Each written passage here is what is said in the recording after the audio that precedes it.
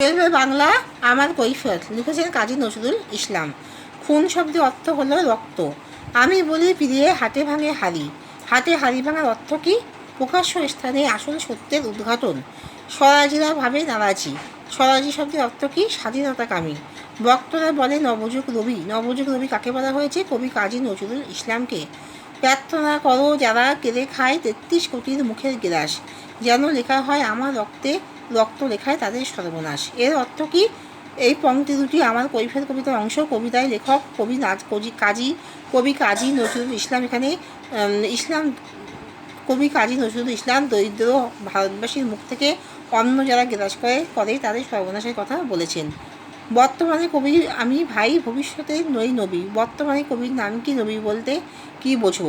বর্তমানে কবির নাম কবি কাজী নজরুল ইসলাম। নবী বলতে ঈশ্বর প্রেরিত দূতকে বোঝানো হয়েছে।